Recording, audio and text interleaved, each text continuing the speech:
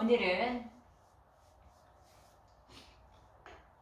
이전 예배를 드리는 날 우리 예번교회에는 기념일이기도 하면서 또 교회력으로는 한 해의 마지막 주일이라고 봅니다. 그래서 교회력에서 왕이신 그리스도의 주일이라고 부릅니다. 교회력이라는 말을 들어보신 분들 있죠? 잘 이해하셔야 하는데요. 교회력은 초대 교회 시절부터 내려온 것이에요. 그리고 교회의 역사와 함께 발전되었습니다. 교회력을 따라 절기를 지키는 이유가 무엇일까요? 2000년 전에 있었던 지나간 그 예수님의 사건에 대해서 기억을 더듬어 볼 뿐만 아니라 우리들이 예수 사건 안으로 들어가 그와 함께하는 생생한 사건으로 경험해 보자는 의미입니다. 따라서 우리들이 교회력의 한 절기냐 기념을 기억하고 기쁘게 지키는 이유는 예수님이 행하신 일을 이해하면서 예수님께 더 가까이 나아갈 뿐만 아니라 예수님의 걸음걸이와 우리의 걸음이 함께 동행한다는 의미가 있습니다. 지금도 예수 그리스도는 저와 여러분의 몸인 교회와 함께 하고 계십니다. 예수 그리스도는 어제나 오늘이나 영원토록 동일하신, 그래서 우리와 함께 거하고 계시는 하나님이십니다. 우리의 어떤 기념일을 지킨다고 할 때에 주님 행하시고 당하신 그 날의 사건을 몰입해서 마치 시뮬레이션 하듯이 예수 현장 속으로 내가 들어가서 측량할 수 없는 하나님의 은혜 경험하는 그런 시간이 되었으면 좋겠습니다. 교회력에 있어 가장 중요한 사건은 주일입니다. 초대교회는 유대인이 지켰던 안식일 대신에 일요일을 주님의 날인 그런 주일로 지켰습니다. 그러니까 주일은 작은 부활절이었습니다. 다음으로 주님께서 살아가신 이 공생애의 사역을 몇 개의 절기로 나누어서 1년 동안에 지켰습니다. 교회력에서 가장 큰 절기가 있는데요. 무엇인지 아십니까? 성탄절, 부활절, 그리고 오순절입니다.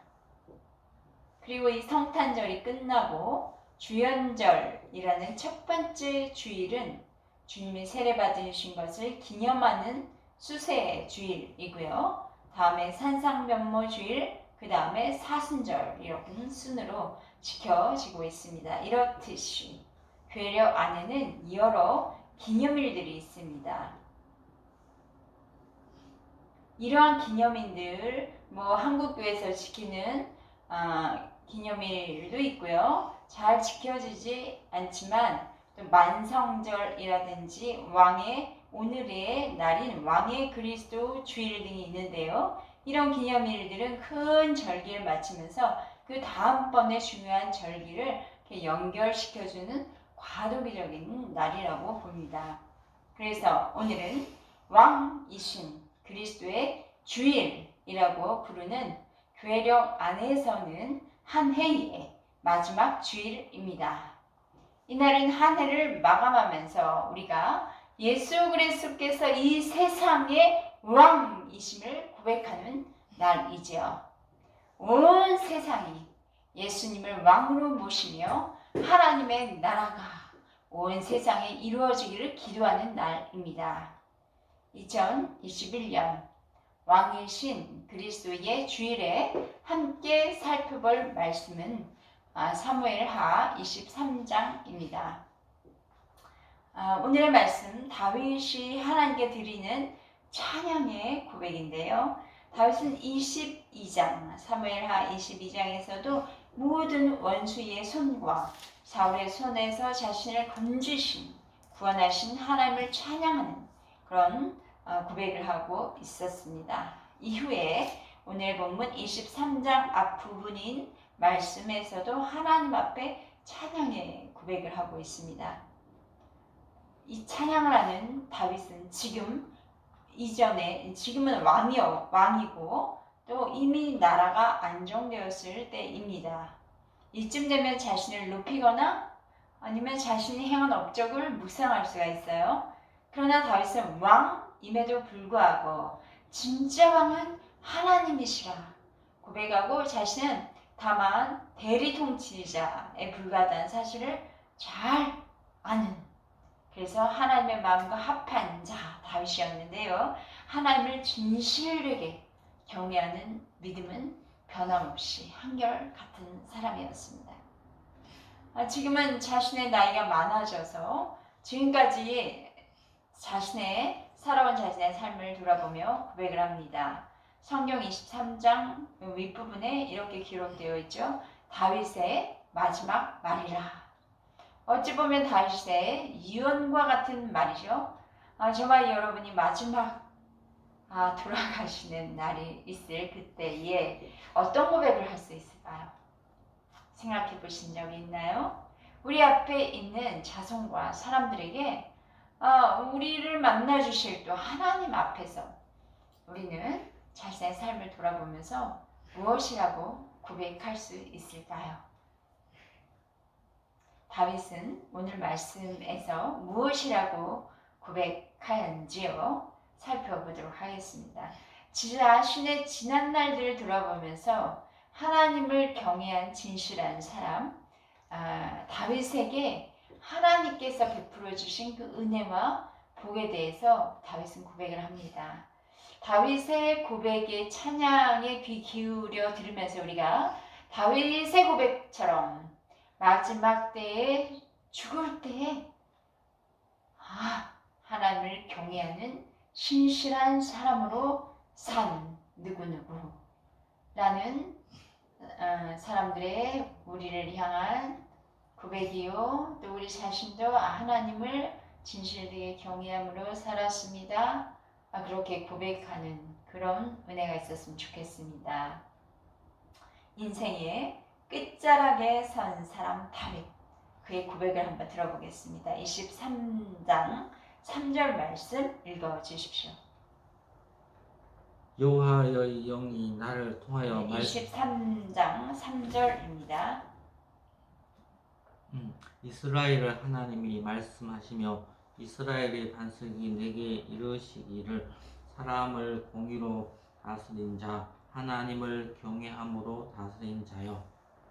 네, 이렇게 하나님께서 다윗 자신에게 주신 말씀이 무엇인지를 이렇게 고백하고 있습니다. 하나님께서 공의로 다스리시고 또 하나님을 경외함으로 다스리는 다윗을 한마디로 표현하면 하나님을 경외하는 사람이라고 할 수 있습니다. 오늘 저와 여러분이 하나님을 경외하는 사람은 어떤 사람인지, 또 하나님을 경외하는 사람은 어떤 은혜와 복을 누리는지 살펴보도록 하겠습니다. 2절 읽어 주십시오. 여호와의 영이 나를 통하여 말씀하시며 그의 말씀이 내 혀에 있도다. 하나님을 경외하는 그 신실한 사람은 하나님의 영이 함께하는 사람입니다. 우리가 하나님을 경외하는 신실한 믿음으로 살아간다면 하나님의 영이 함께하는 그런 성령의 충만한 성도로 살아가게 되는 것이죠. 하나님을 경외한다면 말씀을 묵상하고 기도의 단을 쌓아갈 것입니다. 말씀대로 이 땅에서 살아가기 위해서 몸부림을 칠 것입니다. 이렇게 하나님의 영이 함께하는 성령 충만한 그리스도인들은 어떻게 될까요? 네, 1절 말씀인데요. 제가 읽도록 하겠습니다. 이는 다윗의 마지막 말이라. 이새의 아들 다윗이 말하며 높이 세워진 자 야곱의 하나님께로부터 기름 부음 받은 자 이스라엘의 노래 잘 하는 자가 말하노라. 하나님의 영이 함께하는 사람은 하나님께서 높이 세워주십니다. 오늘 1절 말씀을 현대어 성경으로 찾아보니까요. 이것은 다윗의 마지막으로 지은 시이다. 이새의 아들 다윗이 마지막으로 하는 말을 모두 귀담아 들어라. 날 세상에서 가장 영화로운 자리에 위에 앉혀주신 분은 하나님이시다. 야곱의 하나님께서 나를 높여 왕으로 세우시고 이스라엘에서 시를 지어 하나님을 찬양하게 하셨다. 1절에서 이새의 아들 다윗이라고 표현을 하는데 이 이새의 아들이라고 표현할 때는 어떨 때 표현하는지 아십니까? 보잘것없는 집안 출신이네. 이런 암시적인 표현이에요. 그래서 이스라엘 사람들이 다윗을 잘 따르다가 다윗에게 등을 돌릴 때 이런 말을 했었습니다. 이새의 아들과 우리가 무슨 상관이 있는가? 보잘것없는 저 사람과 우리가 무슨 상관이 있는가 하는 말이라는 거예요. 다윗 자신은 사울의 사위가 될 만한 자격이 없다고도 말한 적이 있습니다. 이처럼 다윗은 왕으로 세워질 만한 출신이 아닌 그런 목동 출신에 불과했습니다. 그러나 하나님께서 다윗과 함께할 때, 다윗이 하나님을 경외할 때, 하나님의 영이 함께할 때 이렇게 높이 세워주셨다고 고백을 하고 있습니다. 우리가 하나님을 경외하는 믿음으로 성령의 충만함을 받을 때 하나님의 의로운 오른손이 우리를 높여주십니다. 신약의 예수님을 따르던 사도들, 그들 대다수가 어부 출신이었습니다. 대단한 종교 지도자 가문의 소속이 아니었거든요. 그런데 오순절날 성령의 강림을 받은 이후로 하나님의 능력을 행하는 그런 영적 지도자들이 되었습니다. 우리가 신실하게 하나님을 경외하면 하나님께 성령을 부어주십니다. 성령 충만한 성도들은 살아가는 삶의 현장에서 하나님의 이름을 위하여 하나님 경외하는 그 성도들을 누가 높여주세요? 하나님께서 높여주십니다. 내가 나를 높이는 것이 아니라 하나님께서 이런 나 같은 자를, 연약했던 자, 부족했던 자를 높여주시는 것입니다. 1절 다시 보니까 이는 다윗의 마지막 말이라 이새의 아들의 다윗이 말하며 높이 세워진 자 야곱의 하나님께로부터 기름 부음 받은 자 이스라엘의 노래 잘한 자가 말하노라 기름 부음 받은 자라고 했습니다. 유대인으로 왕을 세울 때 기름을 부어서 왕을 세웁니다. 또한 왕뿐만 아니라 대제사장을 세울 때 선지자를 세울 때에 기름을 부어 세웁니다. 기름을 부음을 받는다는 것은 하나님의 영이 함께 하신다는 거예요.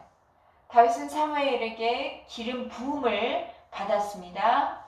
그리고 유대의 왕으로 이스라엘을 다스렸습니다. 그러므로 기름 부음 받았다는 것은 다스리는 자의 위치에 서도록 높이 세움을 받은 것이죠. 하나님께서 다윗에게 기름 부으셔서 이스라엘 왕이 되게 하셨듯이 오늘날 하나님을 경외하는 성도들에게 성령의 기름을 부어주셔서 성령의 충만한 사람으로 살아가게 하십니다. 우리가 성령으로 충만을 받는 것은 기름 부음 받는 것과 같기 때문에 하나님께서 우리의 이름을 불러주셔요. 어떻게 불러주시냐면 베드로전서 2장 9절 말씀입니다. 한번 찾아볼까요? 베드로전서 2장 9절 말씀 읽어주시겠습니다. 잘 아는 말씀입니다.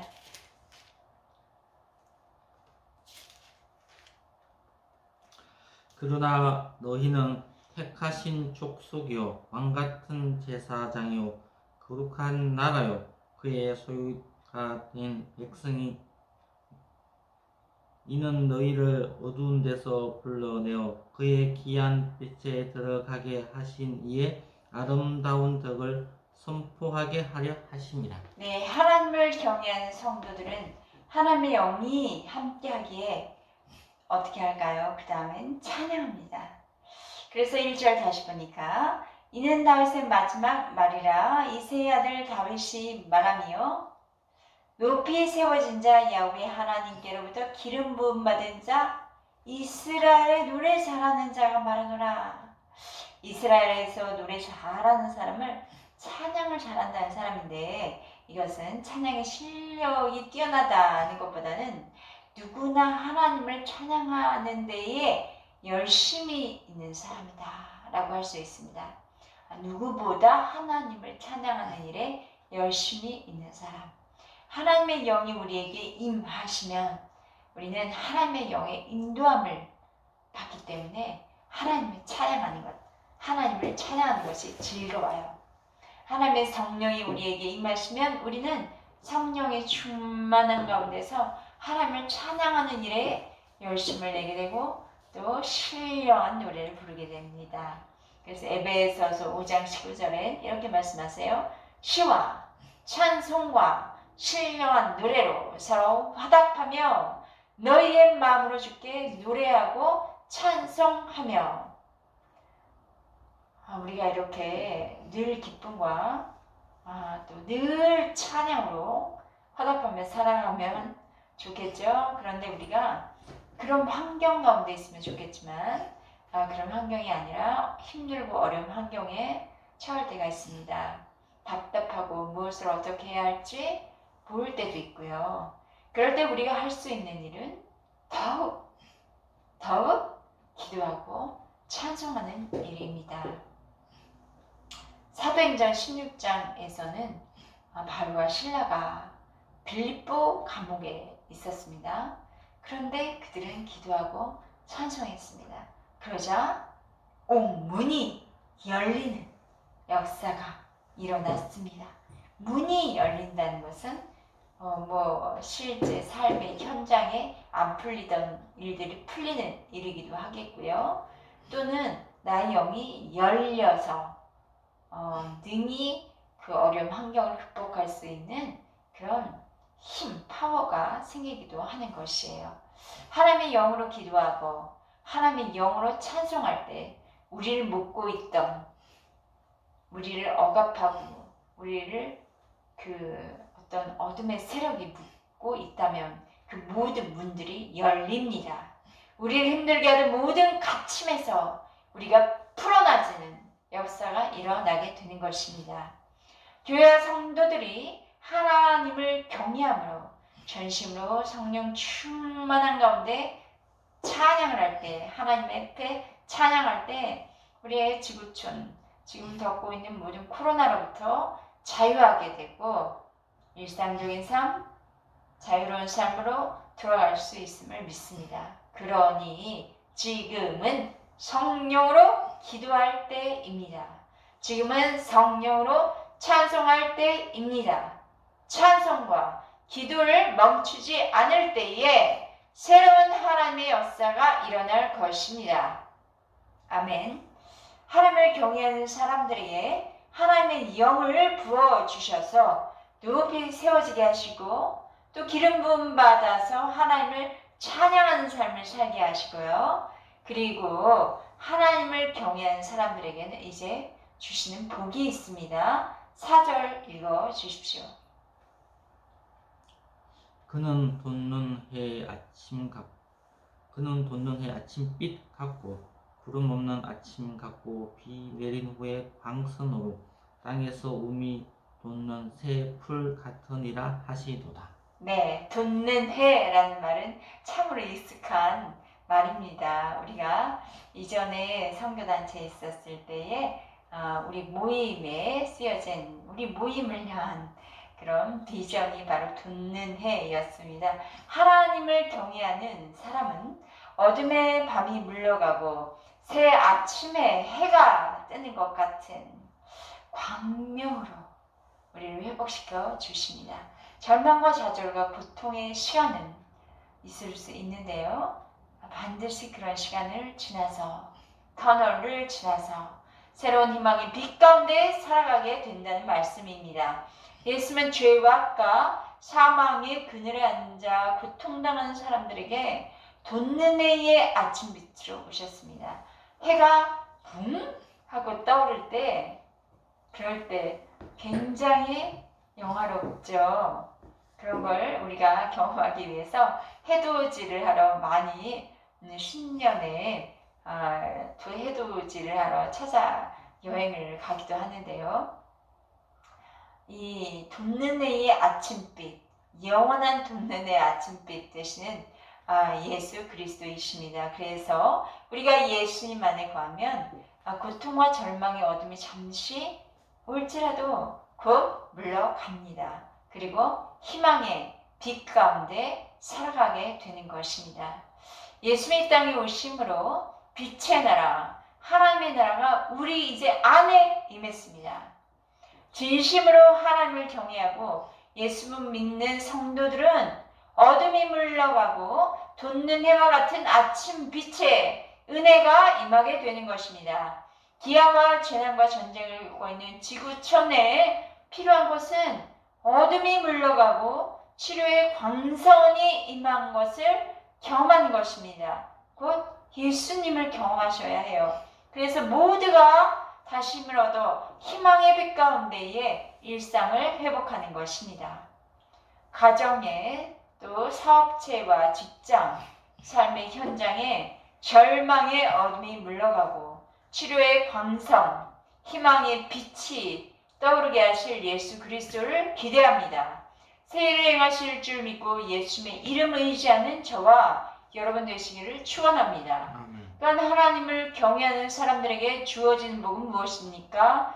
다시 한번 보면 4절입니다. 그는 돋는 해 아침빛 같고 구름 없는 아침 같고 라고 했어요. 구름이 없는 아침이란 어떤 상태인가요? 구름이란 건 오늘 아침에도 참 안개가 많이 끼고 구름이 가득했는데요. 구름이란 우리의 마음 상태는 근심 염려의 구름이 끼어 있을 때가 있어요. 그런데 이것이 예수 그리스도로 말미암아 완전히 겹치고 맑은 하늘, 순수하고 영광스러운 기쁨과 번영이 임하게 되는 것입니다.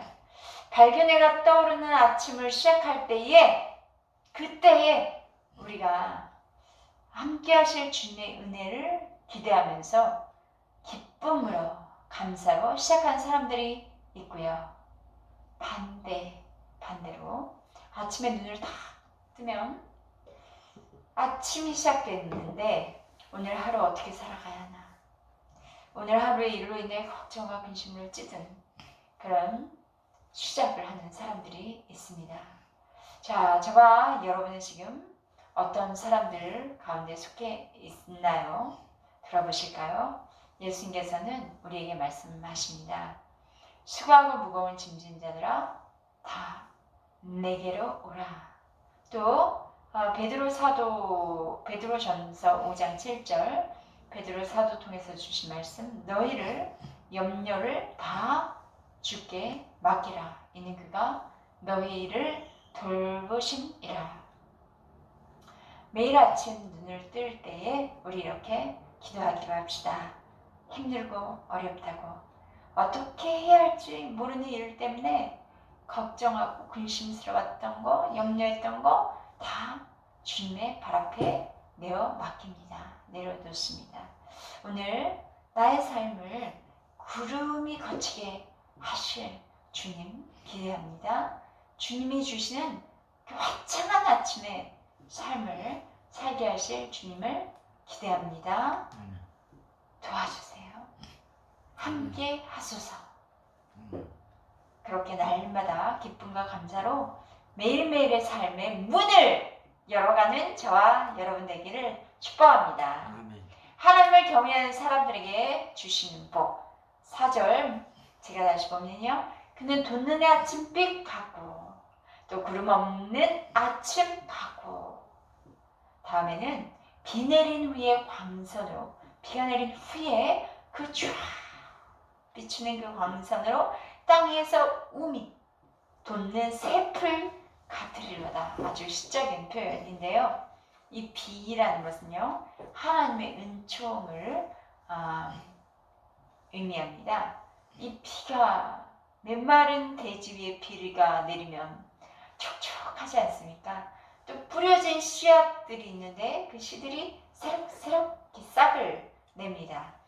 싹이 땅을 뻑 뚫고 올라와서 이제 새싹이 되고요. 싹이 또 무럭무럭 자라서 풀이 되고 식물이 되어 자라게 되죠. 이런 것들을 우리가 연상해 보면서 인생살이 속에서 지치고 고난 삶을 살아가는 우리들의 그 맨마른 심령에 하나님의 말씀과 성령의 단비가 내려주시기를 원합니다. 그래서 말씀과 성령이 우리의 마음을 적시어 주셔서 이 굳었던 마음들을 부드럽게 좋은 마음밭으로 바꿔주시고 우리의 삶에 주신 축복의 새싹들이 돋아나게 하여 주시기를 주께 기도합니다. 4절 말씀을 하나님의 경외한 성도들이 세상에서 받을 복을 시적으로 지금 표현했다고 말씀드렸는데 제가 한번 시적으로 다시 한번 읽어볼까요? 아침에 해가 돋아나고 구름이 없는 맑은 하늘이 펼쳐지고 절망과 좌절의 어둠 속에서 은혜의 담비 내려주셔서 축복의 싹이 돋아나게 하시고 돋아나는 싹이 햇살을 받음으로 성장하게 되고 점차 열매를 맺어서 풍성하게 거두게 하십니다. 오늘 2021년 교회력의 마지막 한 해의 주일 왕이신 그리스도의 주일에 하나님께서 우리에게 주시는 축복의 말씀이라 믿습니다. 힘들고 어려운 시간들을 견뎌낸 동안 우리 안에는 말씀과 성령의 담비가 임해져서 이 굳어지고 또 절망감에 누적되어 피로했던 그 마음에 부드러운 마음 옥토밭이 되어서 은혜와 축복의 싹이 돋아나고 있습니다.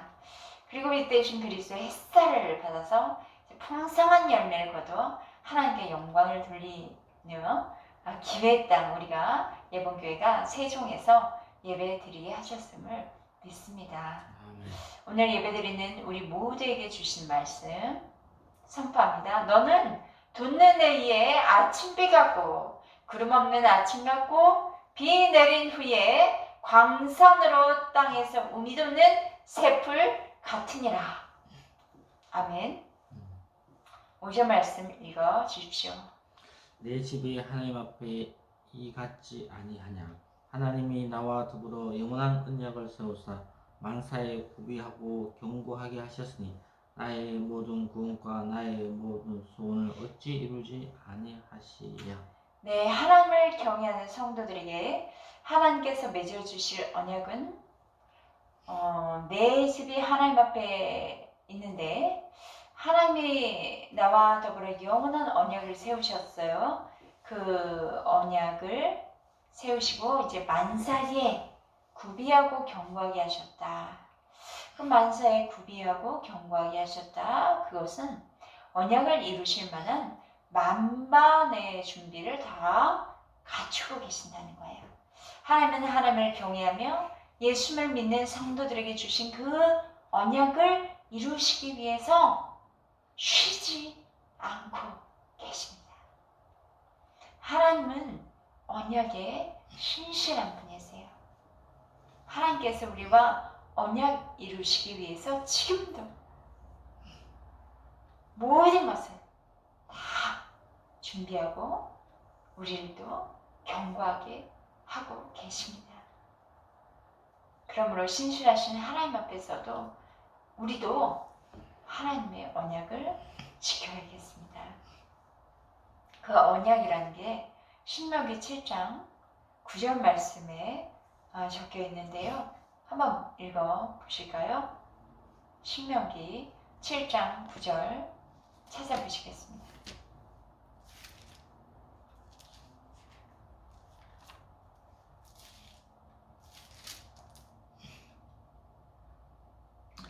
그런즉 너는 알라 오직 내 하나님 여호와는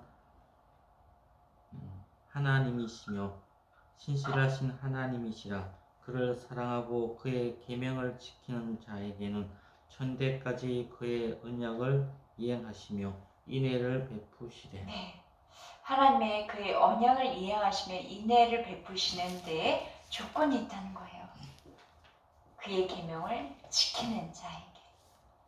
하나님의 주시는 말씀들, 명령들, 규례 그것을 지키는 자에게는 천대까지 언약을 이행하시겠다. 인애를 베푸시겠다. 약속하십니다. 하나님께서 우리 예번교회와 가족을 위해서 약속하신 일을 이루시기 위해서 오늘도 모든 것을 준비하고 모든 일을 이루어지게 하실 것을 믿습니다. 예레미야 33장 2절에는 이런 말씀을 하셨습니다. 이를 행하시는 여호와, 그것을 만들어 성취하시는 여호와, 그 이름을 여호와라 하는 이가 이와 같이 이르시도다. 그 5절 말씀을 다시 보니까 사무엘하 23장 5절 말씀 다시 보니까요. 만사에 구비하고 견고하게 하셨으니 다음에는 나의 모든 구원, 나의 모든 소원, 그것을 어찌 이루지 아니하시랴. 이것을 공동 번역으로 찾아보았습니다. 야훼께서 나와 영원한 계약을 맺으시고 또 조목조목 잘 지켜주셨는데 하나님께서 붙드시는 나의 왕실이 어찌 흔들리랴. 하나님께서 날 좋아하시는 하시어서 번번이 구해주셨는데 나의 왕실이 어찌 번성하지 않으랴. 공동번역은 하나님께서 약속하신 것을 주목주목 지켜주셨고 또 하나님께서 나를 좋아하셔서 번번이 구원해 주셨다고 표현합니다. 다윗은 내가 하나님을 경외하고 진실한 믿음으로 살았기 때문에 하나님의 약속의 말씀을 굉장히 사모하고 말씀대로 살려고 한 다윗, 하나님의 마음과 합한 다윗, 그에게 하나님의 언약을 맺어주시고 너와 너의 집안이 영원히 견고하리라. 그래서 그의 후손을 통해서 예수 그리스도를 모시겠다 약속하셨죠. 하나님 나라의 왕권을 유지하는 그런 가문으로 다윗 가문을 세워주셨고 지켜주셨죠. 또한 나의 소원을 들어오셔서 단 한 번도 나를 구원해 주시지 않은 적이 없다 고백한 것입니다. 그러니 어떤 상황에서도 하나님은 우리를 버리지 아니하십니다. 그런데 중요한 것은 우리가 하나님을 경외함을 결코 놓치면 안 되겠습니다. 그리고 이 하나님을 경외하는 자들의 소원은 결코 외면하지 않으십니다. 반드시 우리를 구원하시는 하나님이십니다. 우리의 소원을 주께 아뢰면 주님 외면하지 않으시고요. 우리의 부르짖음을 들으시고 반드시 응답해 주십니다. 그래서 예레미야서 33장 3절에 잘 아는 말씀인데 말씀하시죠. 너는 내게 부르짖으라. 내가 내게 응답하겠고 내가 알지 못하는 크고 비밀한 일을 내게 보이리라. 하나님을 경외하는 사람들에게 언약 맺으신 하나님께서 언약을 이루어 주시고 소원을 들어주시리라. 그런데 반대로 사악한 자들 어찌 될까요? 사악한 자들은 하나님을 경외하지 않으며 하나님을 무시하고 또 하나님을 믿는 믿음의 사람을 박대하는 사람들, 핍박하는 사람들이겠죠. 이 사악한 자들 어떻게 될까요? 6절과 7절 말씀 읽어주시겠습니다. 그러나 사악한 자는 다 내버려질 가시나무 같으니 이는 손으로 잡을 수 없습니다. 그것들을 만진 자는 철과 창자루를 가져야 하리니 그것들이 당장에 불살리리로다. 네, 그 마음에 하나님이 없고 하나님 대적하고 악을 행하는 자들은 어떤 존재처럼 돼요? 버려질 가시나무와 같은 존재가 됩니다. 버려질 가시나무를 손으로 만지는 자들 상처 입고 조롱당하기 쉽죠. 그렇기 때문에 거두어다가 그 가시나무는 불살라 버릴 수밖에 없습니다. 세상에서 사악한 자들이 형통하게 되고 잘 되는 것 같을지라도 다시 오실 왕이신 하나님의 심판, 하나님의 공의 앞에 설 수밖에 없습니다. 2021년 왕이신 그리스도의 주일에 우리가 다시 기억해야 할 것은 기쁠 때가 있고요. 슬플 때가 있을지라도 왕이신 하나님을 신실하게 경외하는 성도로 이 땅에서 살아가는 것입니다. 그럴 때 하나님이 주시는 풍성한 복을 반드시 누리게 됨을 믿으시기 바랍니다.